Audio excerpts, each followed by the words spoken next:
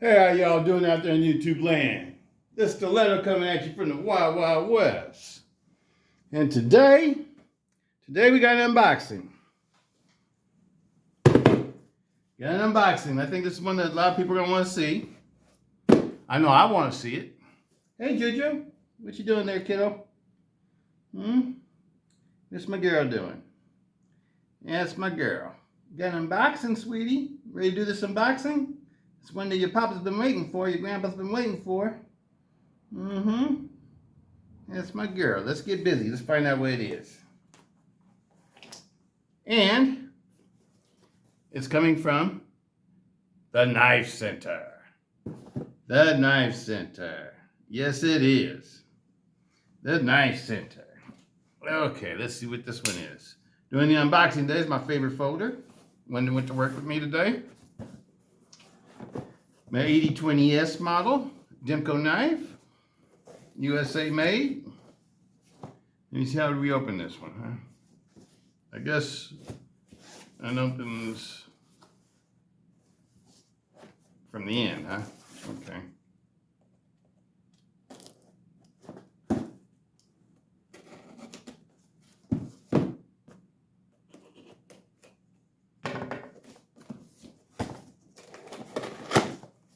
I really love my 8020S. It's the easiest knife to use that I own. It is the easiest. None, second to none. And here we go. Demco knives. Demco knives. Which one is it? That is the question. Oh yeah. I don't think it's got a shark lock. Demco knives. Demco knives, machine ground, free reign, fixed blade knife, 5-inch CPM MagnaCut. It's my first MagnaCut knife, the very first. Stone wash, drop point, OD green injection molded rubber handle, molded plastic sheath. The price was $199, shipping was free, sales tax was $15.50, total was $215.49. Now, I was looking at these before when the first ones came out, and I think they came out in Japanese Oz 10A, which is a good steel, but I thought it was a little bit expensive. Because to me, a fixed blade shouldn't cost as much as like a folding knife, because it's not as complicated to make. So I thought it was a little bit expensive, and then I saw a video at one of the SHOT Shows, and Andrew was talking about they were going to eventually make them a MagnaCut, so I decided to wait for that. And that's what this one is. MagnaCut, people. Fresh up the shelf. Let me see if it says anything here, so you guys can see it.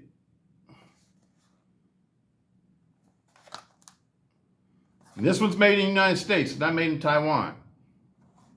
The first ones were made in Taiwan.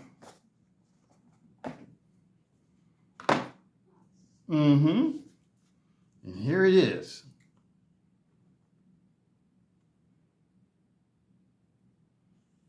I'm digging it already. I like the way it looks already. This is going to probably be a very heavily used knife by me. You got to get down, sweetie. You got to get down, kiddo. We got to do this video. I'm sure everybody wants to see the video. Let's do the video for him. Let's do the video for him. This is a new American-made Demco fixed blade. All right.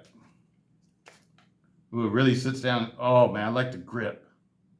I'm already digging it, people. I just like the way it feels in my hand right off the bat. It doesn't feel heavy. It doesn't feel like a heavy knife. Maybe about 6 or 7 ounces. 8 at the most.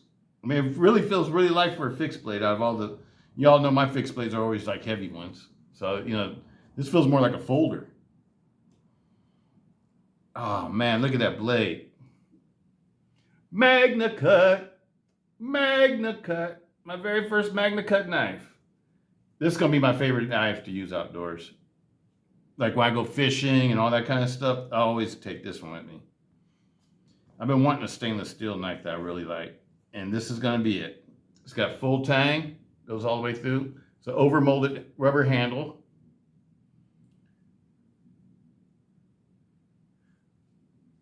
It's rubber, even the guard's rubber. You know, like on the cold steels, usually this part's hard, like a hard plastic that's over molded.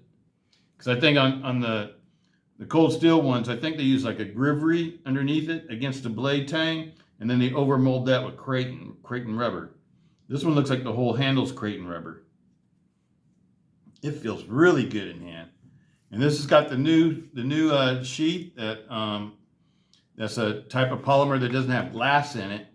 The outer part is removable, and that has you know, like the standard glass reinforced nylon.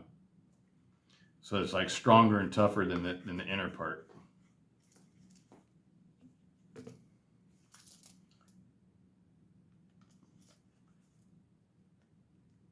Does it go in one way like this maybe? Yeah, it goes in one way. So it's not reversible, it has to go in one way. But it's really held in there too. I just want to check, yep, it's not reversible. So it goes in one way.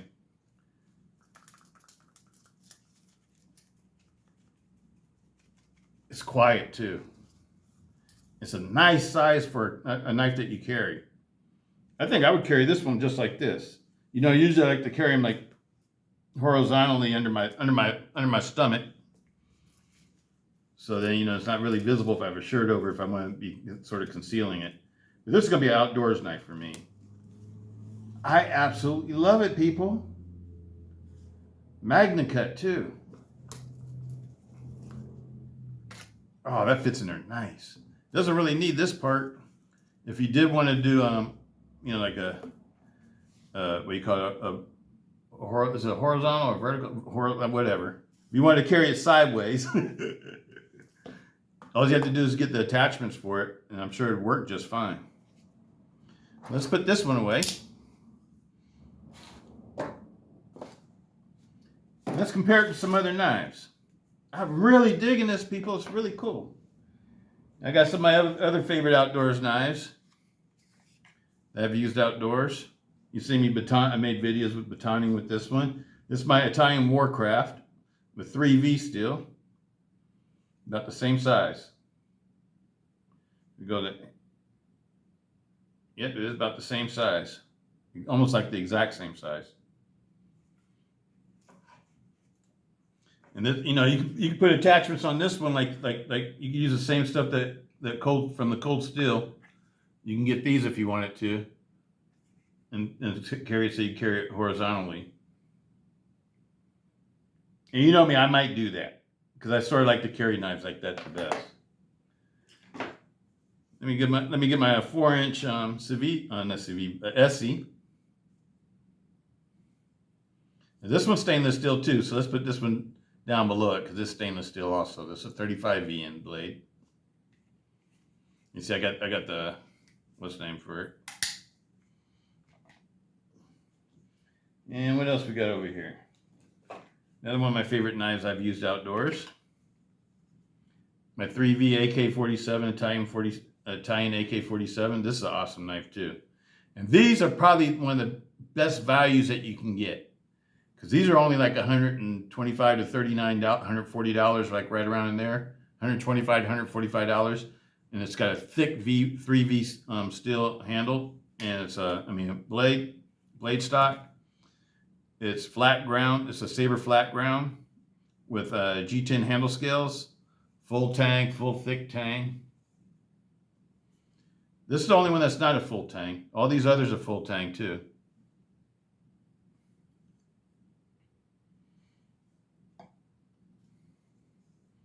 This tang is full tang, but it narrows down. I think they did that to save weight. I love the old Warcrafts. I like them better than the new Warcrafts. I'm sorry, people, but I do. I like the old ones better than new ones. That's one thing that I do like better out of the old knives. And I also got some of my combat blades. My small combat blades. I was trying to keep things 6 inches or smaller that are in my collection. And this one is one that I haven't used yet. And it's got, you know, the stock sheath and everything on it. And this is a 5160 blade made by Buck USA. And it's got a nice thick blade tang. Full blade tang. And I think these are G10 scales also. They might be micarta. It's either micarta or G10. I want to say they're G10. Next up, stainless steel ones. I was trying to find some stainless steel ones in my collection. This is my SRK. These I've never carried or used. They've just been collectors for me. My SRK with the Sanmai stainless steel, VG10 Sanmai. So I get out here just to compare everything. Let's do it like this so they all fit on the table.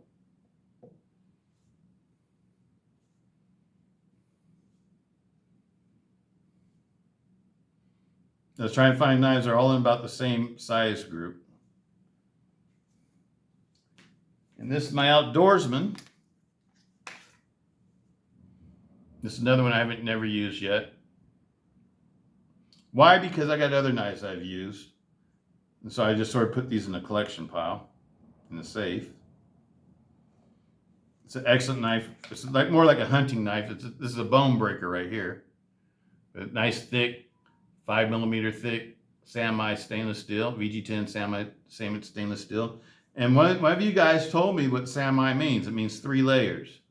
So that's what it is. It's 3 layers. It's sandwiched together.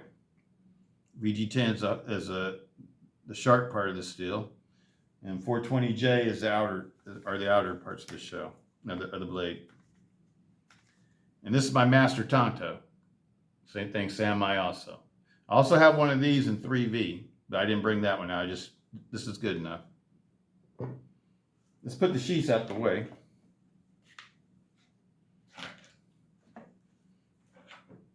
There's some of you guys to see the sheaths also. These sheaths, these are all ones I have carried. The ones with the horizontal set up on them. I've carried in outdoors or whatever. Used them as outdoors knives. Let's see this sheath here. But look at it, compared in size. These are over molded handles too. And like I said, this is like hard. It's like over molded over something that's hard. Because it's not like this one where it's soft. It's a little bit different. But they're both full tang knives. They're just over molded.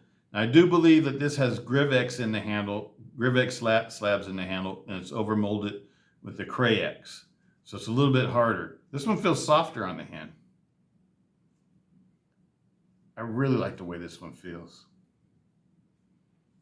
I really like the way it feels, people. So these are probably the two ones that are a little bit more similar. These have 6-inch blades though. This one, and this one, I think they're all 6-inch blades. And this is a 5-inch blade. I believe this is like a 5.5, maybe. I think that's a 5 and a 5. Let's measure them out, just make sure.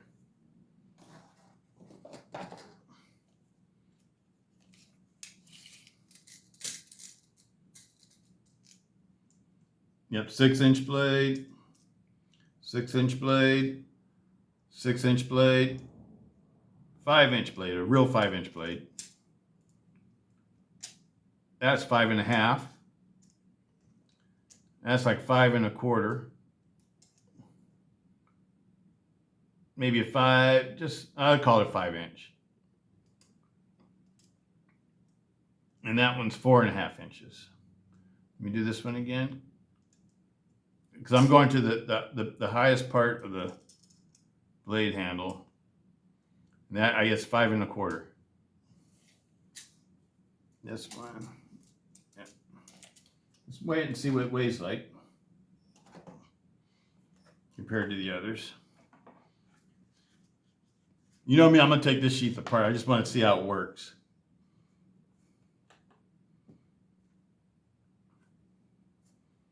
The new knife. MagnaCut. 6.9 ounces. So right around 7 ounces, 6.9 ounces. Whoa, 6.9 ounces. That's light. For instance, this is a fighting knife. This is not really an outdoorsman's knife. This is the Master Tonto. one of Nancy Thompson's creations. 9.2 ounces. This is the Outdoorsman. It's a little bit lighter than the Master Tonto. 9 ounces. How much does this one weigh again? 9.2. So it's almost the same weight. SRK. It was a survival rescue knife. SRK, survival rescue knife. 7.7 ounces. This looks like an awesome blade too. And this is actually fairly sharp right here. That's actually sharp.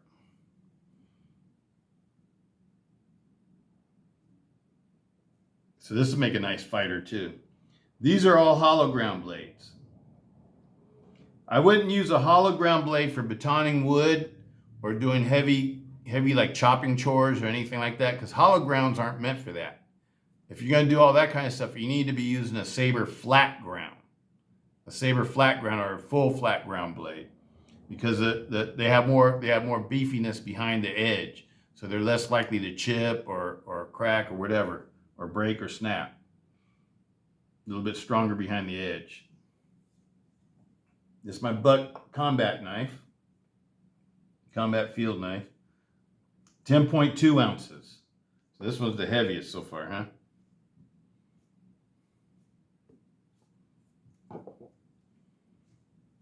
My AK-47, this is one that I've used to baton wood, all sorts of heavy duty tasks. This is a strong blade.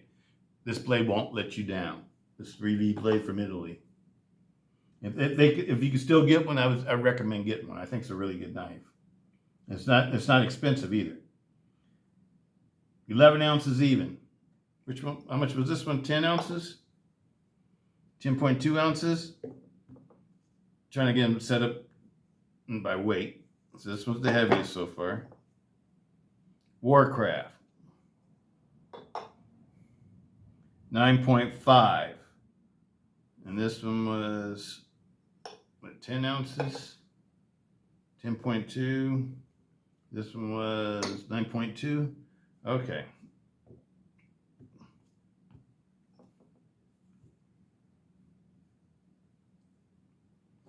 And my Essie. I love my Essie. 8.1. And so it's heavier than this one too. MagnaCut. 6.9.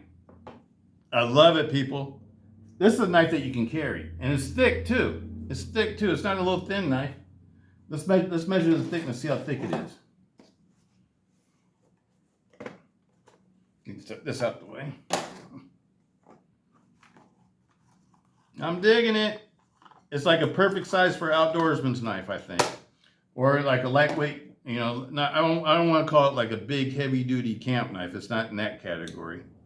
Even though I know it could probably baton wood and everything just fine. Because MagnaCut is supposed to be stronger than like a S35VN. It's supposed to have, it's supposed to be like a jack of all trades. It's supposed to be good at just about everything, edge holding, strength, corrosion. It's good at everything. So I know I'm going to use the mess out of this knife. Besides, I just love, and Andrew Demko, I don't know. He's one of my favorite knife makers. I can't lie. Yeah, you can call me a fan of Andrew Demko. That's fine. That doesn't hurt my feelings. 4.86 millimeters. 4.86 millimeters.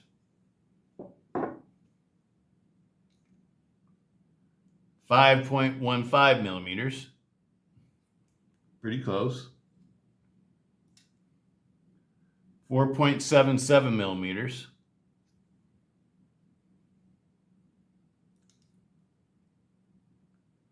4.73 millimeters.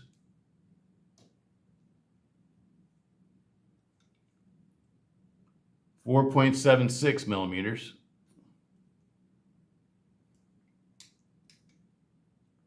4.93 millimeters.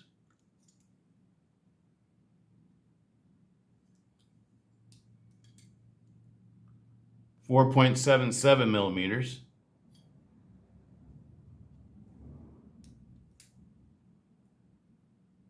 4.67. So they're all about the same thick. They're really close and the same thick, being the same thickness. I'm digging it, people. And you know, $199 isn't cheap. I know that, but you know, other knives in MagnaCut cost a lot more. So I don't think it's a bad deal, to tell you the truth. Yeah, we're gonna see how it carves. All these, let's sort of smooth these out the way.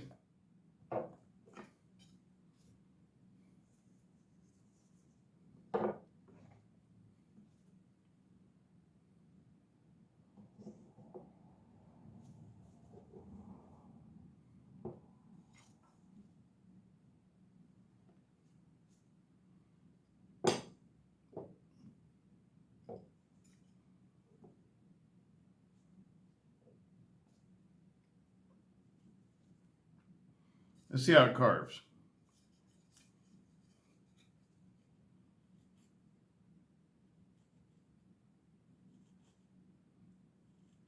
Oh man, it makes nice feather sticks.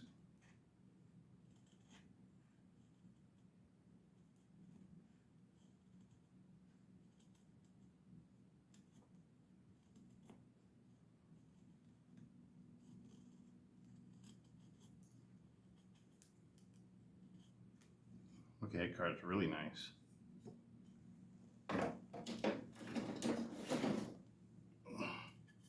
That's the piece we used last time. So we can really compare it to how the other things did. Let's go down a little bit lower.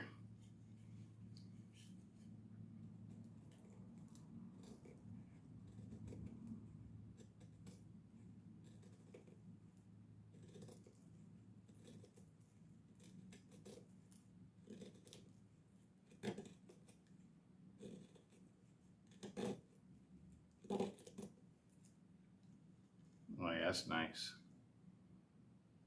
Very nice, people.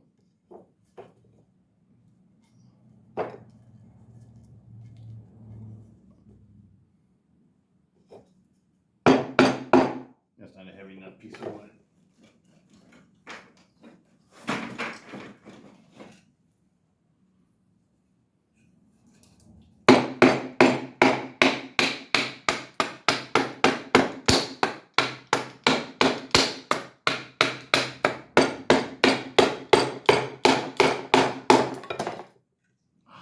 That's sweet.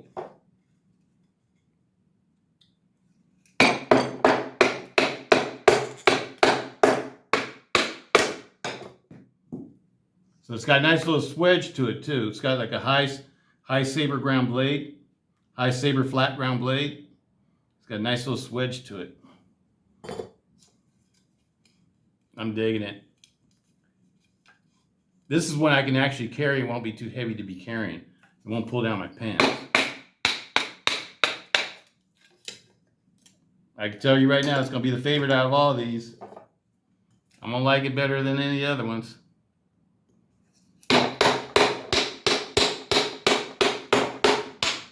Went through a knot right there like it wasn't nothing. There's a knot right here.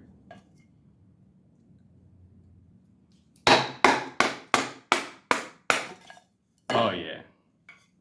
Oh yeah, people. I'm digging it already. I'm digging it already. MagnaCut. MagnaCut. MagnaCut. I finally got a super steel MagnaCut blade. Right on. I'm digging it. Let's see if the edge is still sharp. It's a Demco knife, so I expect the edge to be sharp. This is not one that's made in Taiwan. This was made in the United States. That's what Andrew Demko said on a video about it. He said that the rubber part of the handle, that comes from Taiwan. It's imported from Taiwan, but the blade itself is machine ground here in the United States, inside the shop. And yep, see, it says Demco USA.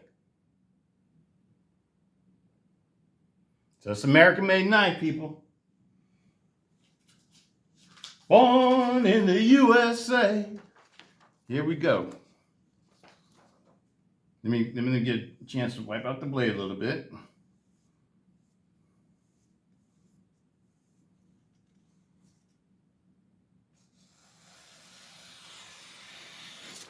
Oh, hee hee, ho ho. Oh man, I'm digging it. I am digging it. Look at that.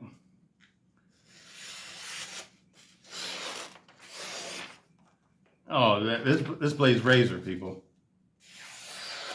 It's razor. All the way to the tip, from the heel to the tip. From the heel, nice and slow. That's the way you can really tell. When you see somebody just slice through a piece of paper like this, that's not really testing anything. You got to watch them do it slow. And go from the heel to the tip. That's how you tell something's sharp. And this blade is sharp, people. It's razor sharp. Razor sharp. I am digging it. So you got a rag down here to wipe out the blade. So you got a little bit of marring right there. But the cool thing about the stonewash blades is that you can just wipe the marring off. I always oil my blades, even if they're stainless steel. Always like to put some of my oil on it. As long as I've been doing this, I've never had rust problems. I know MagnaCut is a super rust-proof steel. They're using it on saltwater knives too. It's like a steel that, like I said, it's not the best at everything, but it could do everything almost better than almost other knives. Almost other knife steels. It's a very good knife steel. Especially, if you want to really use something for a lot of outdoor stuff where you're going to get, all the different kinds of conditions and situations. I think this would be a great soldier's knife too, because it's not heavy. I think it'd be an awesome knife for a soldier. Be cooler if it was like an inch longer though for a soldier, because I was always told 6 to 9 inches. This one's a 5-inch blade. But you know what? If I was a soldier, I'd want to carry it.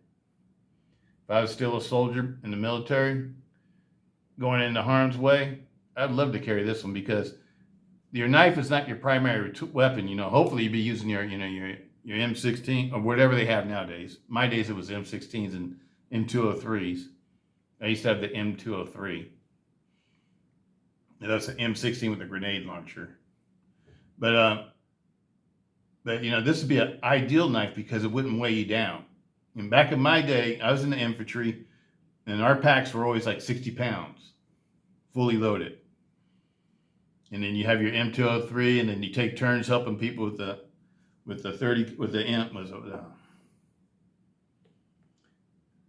I forget what it was called.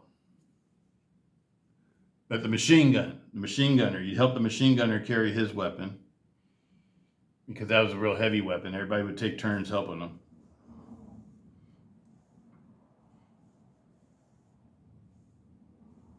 Oh man, that's beautiful. This is an awesome knife. But see how I wiped it off with the oil and stuff? There's no marring on it. That's one thing that's really cool about stonewash finishes. The other one has a satin finish where you can see the grind marks. This one doesn't have that. This is a nice smooth stonewash. So I think the finish on this one's nicer than the original one too. It's really a beautiful blade, people. Awesome blade. USA made, MagnaCut. At the Knife Center. $199. I don't know if they still have them. I got it as soon as I saw the Knife Center do their video on it. I went and ordered one, because I've been waiting for this knife to come out. Just like I've been waiting for the Mayhem to come out. I was waiting for this one to come out. And just like I've been waiting for the Spyderco Military to come out. The new Spyderco Military with the compression lock. I got one of those on pre-order also. So as soon as I saw this one, I went and got it.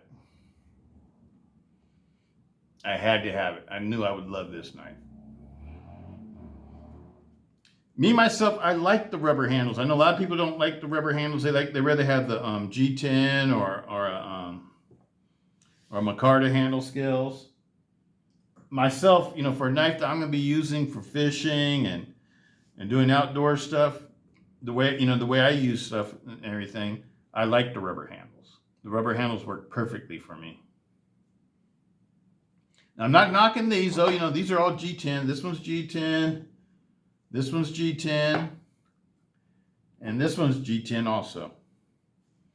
And these are some of my favorite knives I've been using. And as you can see, they all got the stone wash finish. They've all done a lot of work. But the stone wash finish doesn't, it's not like when it's coated black or something, where it gets all marred up and chewed up and stuff. The stone wash finish, you could just do just like I just did right there, just oil it and stuff, and it looks like brand new again. Looks like it's never been used. This one, I think I cleaned it up the last time I used it. And these are all excellent knives. And this one, I've done batoning with this one too, and I didn't have any issues. Even though I saw them use the one that was smaller than this, I think it's the SE3, but that one has a little bit thinner blade stock too, though, from what I understand.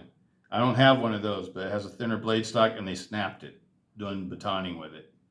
This one, I didn't have any issues. All these knives work perfectly fine for, outdoor stuff. But these two, these are 3V, so 3V is like it's sort of like D2, where it, as far as rusting is concerned, it's not going to rust easily. It'd probably take a lot to sort of make it rust. It's not like a super high carbon steel like 5160. This will rust super easy. And me myself, I'm not a person that likes rust. I'm not into rust. I don't like my knives being all rusty and corroded looking. I'm sort of, I don't know, OCD like that. You know what I mean?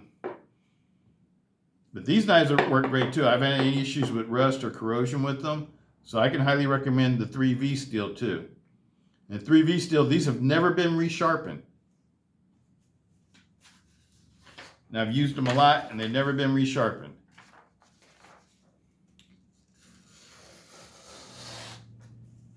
So that one's getting a little bit, it doesn't feel like the other one. Yeah, it's got a little bit where it could be use some resharpening. Let's see how this one is. I'm still holding its edge. This is S35. S35 is super sharp. These new stainless steels, if you ask me, I think they hold edges better than maybe the carbon steels do. I sort of noticed that.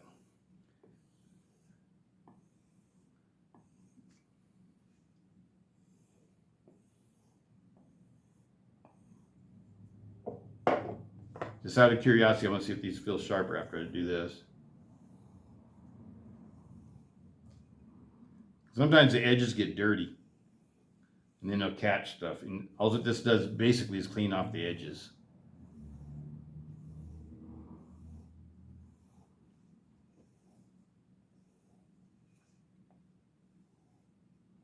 When you sharpen a Tonto, don't sharpen it like you got one edge. You got to sharpen it like you got two separate edges. That way you don't round off this part of your other point.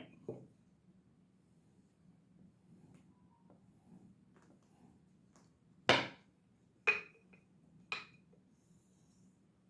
like this, you sharpen it like this one edge.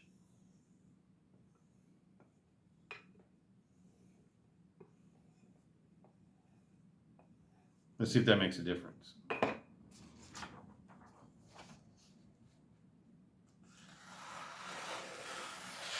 And it does.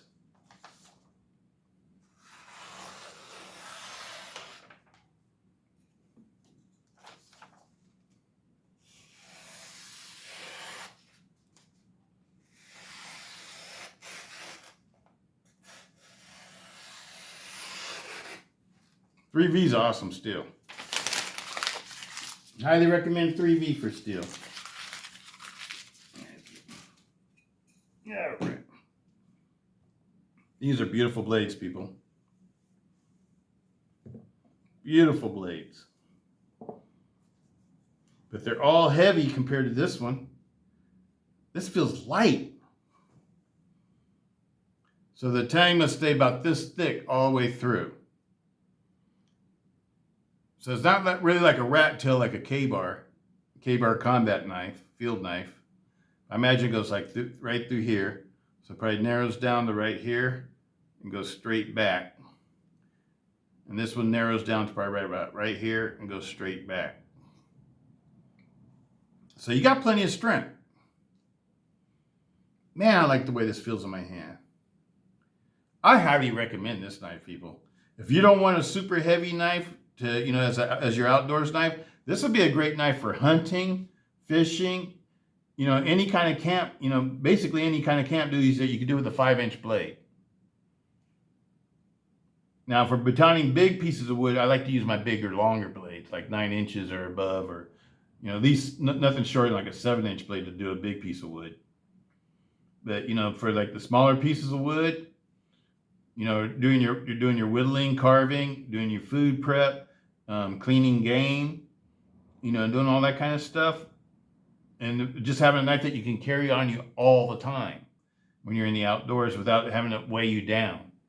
You know, because if you're doing stuff like deer hunting and stuff, you know, I don't deer hunt no more because of my disability, because it requires a lot of walk. You know, the way I used to deer hunt with my pops and my grandpa and everybody else in my family, we'd go back up in the mountains and we'd do a lot of walking up and down mountains and stuff like that. I can't do all that no more. That's a little bit too much for me.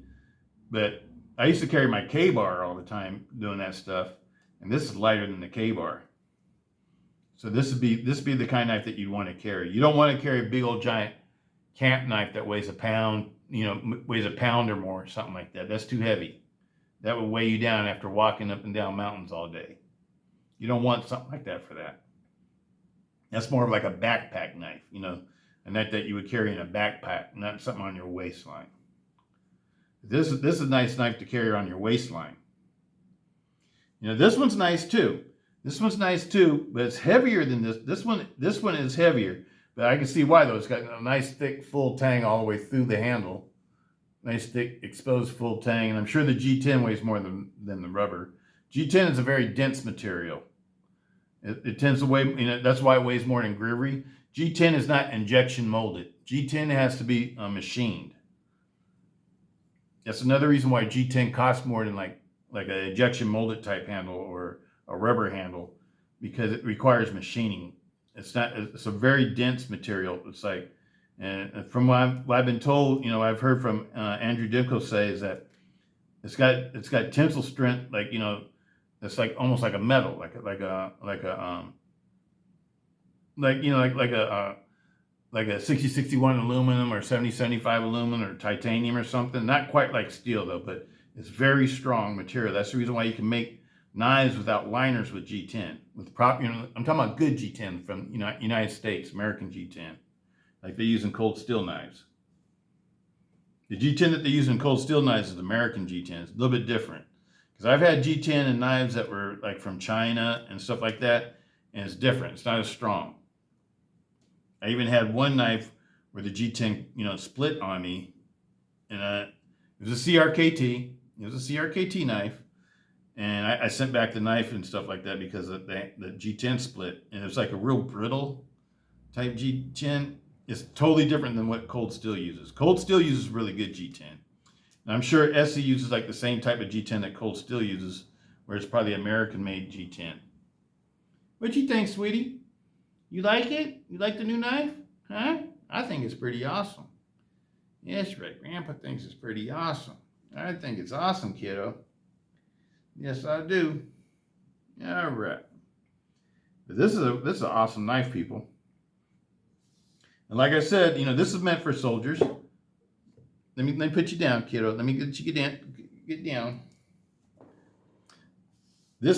All three of these knives right here were designed by Andrew Demko. If y'all didn't know that. Andrew Demko designed the original Warcrafts, and he designed the AK-47 field knife. Those are Andrew Demko designs.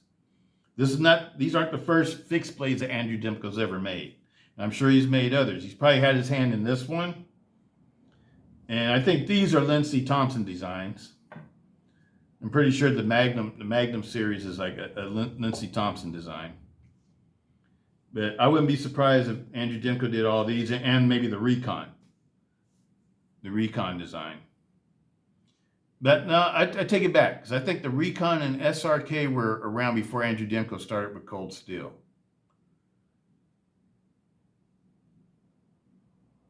Do y'all know?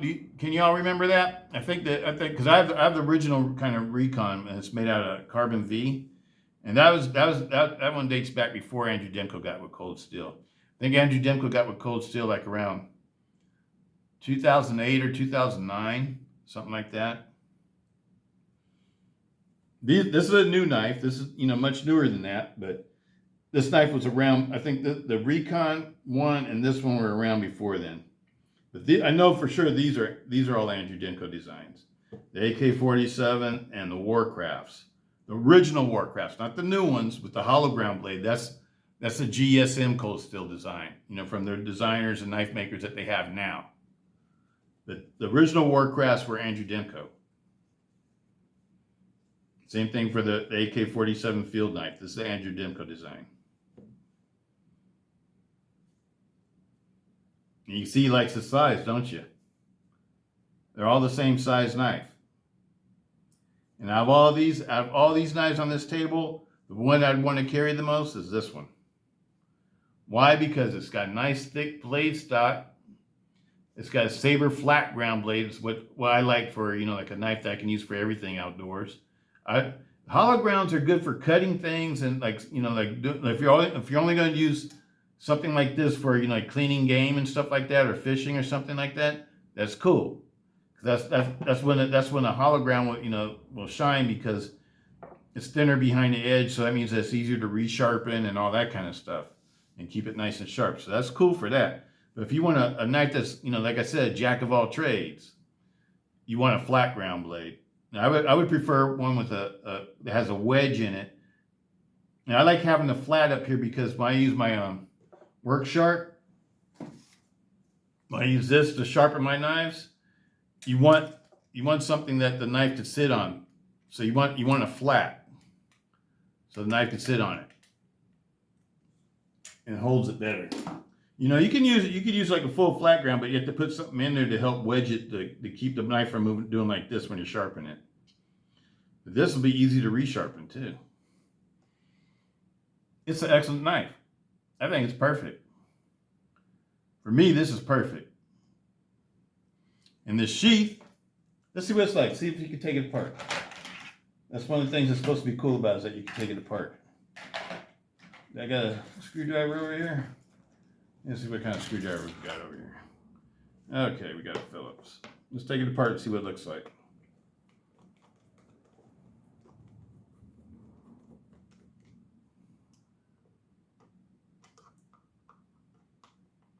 I've been told you can take these apart. I've never seen anybody do it, so we're going to do it. You know me, people. I'm not afraid to take things apart. Because I know how to put them back together again. It's my natural abilities. Been doing this since I was a little kid. I used to take everything apart and remake it the way I wanted. Bicycles, roller skates. When I was a kid, they didn't have skateboards, in my area, so we made our own skateboards. We used to take roller skates, take the wheels off, and find some wood and make a skateboard. In the 60s and stuff, they didn't have everything like they have nowadays that's already pre-made. A lot of times you had to make your own stuff. You had to make your own, what they used to call them soapbox carts, so you could ride them down in hills like little cars and stuff. They'll take a little red wagon, take it all apart, and make it like a soap derby car. Put it together, ride down hills on it. We used to have lots of fun. We used to make our own BMX bikes out of our Schwinn bikes, take the bikes all apart and put a small seat on it. Bicycles, when I was a kid, lots of times they had slick tires on them. I remember I had a Schwinn apple crate.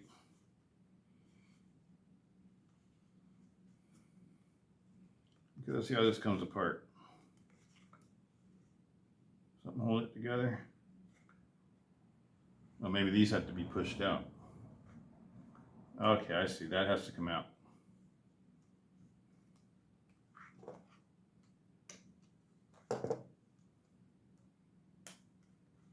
These are parts that you screw in the screws into. Have to be pushed out.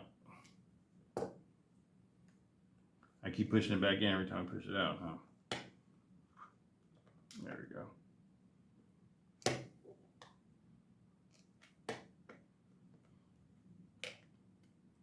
I love the color of this one too. I like the OD green, olive drab green. It's got a military look to it. All out. Yeah. Okay, see.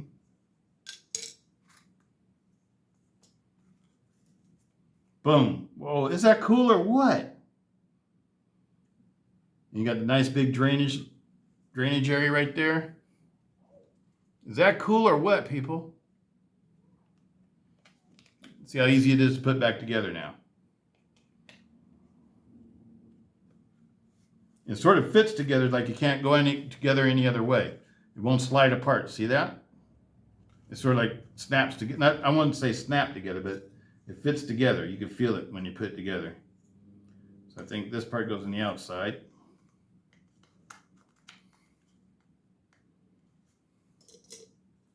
This is I call Andrew Demko a genius.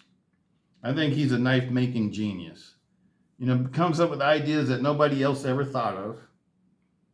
Everybody always wants to say, "No, he ain't no genius." Well, he does things that other people don't think of. And to me, that's genius. You can call it what you want to, say it's out, say it's not, or whatever. I don't care. But to me, I think he's a genius. I think Andrew Demko is a genius. I'd like to see him have I wish he would have took over Cold Steel, to tell you the truth. When Lindsey Thompson left, I wish Andrew Demko would have took over Cold Steel. I'm being honest, people. I'm just telling you what I feel. I know. GSM Cold Steel is doing a good job. I'm not putting them down or anything, but I do wish it was ran by Andrew Demko. Because then he would have had the ability to make products that everybody could afford. Because he would have had the access to all the access that Cold Steel had.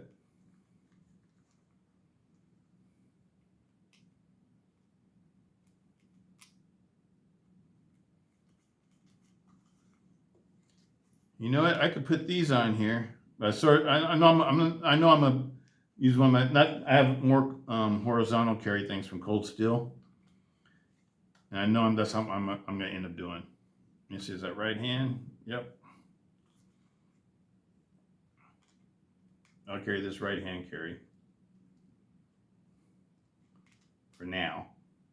It's going to get a whole horizontal setup, people. That's why I like to carry knives this size. Especially this one, because this one's light. I'm not even going to tighten it down super tight because I know I'm going to take it apart again.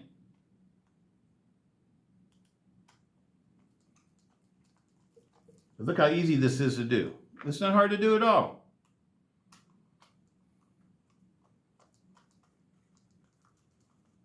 That one feels like it popped out. Loosen up again.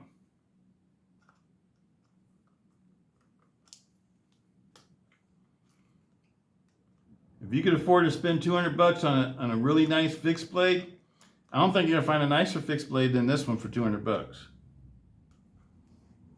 This one's worth it all day long. And for all of y'all that like to buy stuff that's made in the United States by American designers and makers, bingo, bingo, jackpot. MagnaCut, people. This isn't Oz 10 for $150. This is MagnaCut for $50 more. And it's not made in Taiwan. Now, I'm not knocking Taiwan. A lot of my favorite knives are made in Taiwan. Taiwan makes awesome knives, especially if you get them at the Taichung factory or the Cold Steel factory. You'll get an awesome knife.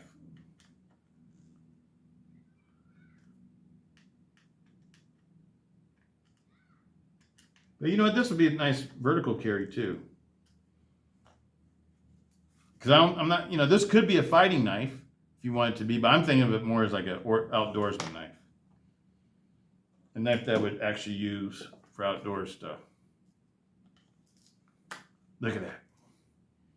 Look at that, people.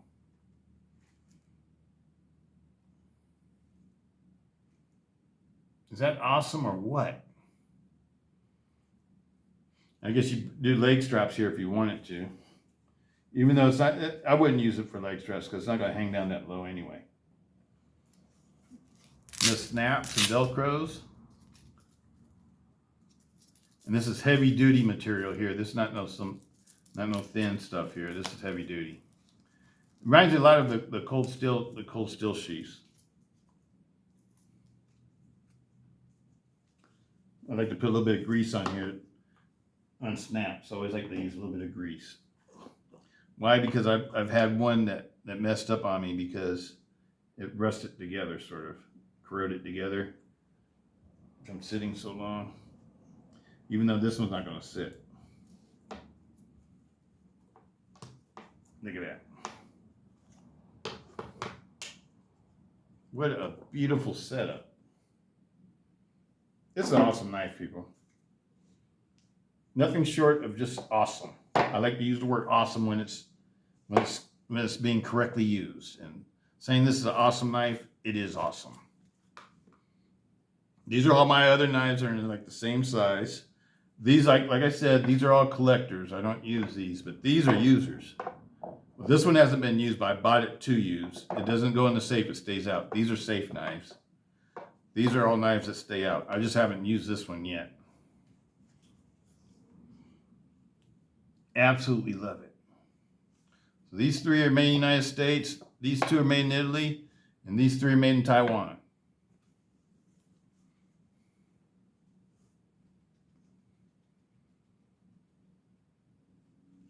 Yes, I got the MagnaCut. The MagnaCut. I love it. I love it. I love it.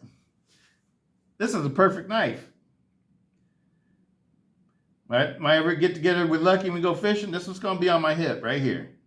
This one's going to be on my hip. When I do anything outdoors, it's going to be on my hip. I think it'd make a great motorcycle knife too. With a vertical carry, that is. This is an awesome blade, people. Awesome. I am jazzed. So now my two favorite Demco knives. My two favorite Demcos. Right there. Those are my two favorite Demcos that I have. This one gets used almost every day.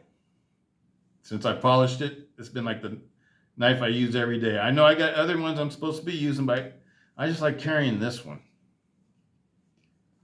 Why? Because nothing's easier to use than this. It takes no effort to open and close this knife. No effort whatsoever. No effort. And it's always locked up solid. There's no blade play, no nothing. And I haven't tightened it up or anything since I put a little blue Loctite on it when I first put it together. And since then, it's never been apart. And it just stays perfect. This is these knives are excellent. The S models.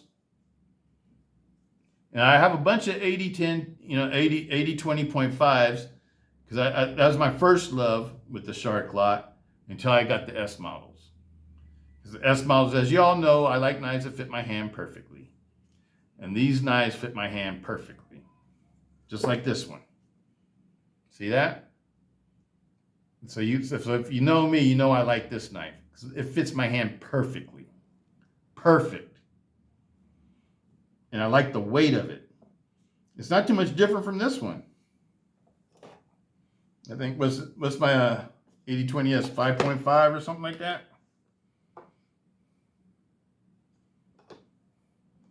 5.4 ounces. 6.9 ounces.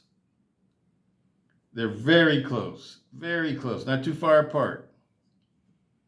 And I carry this one all the time.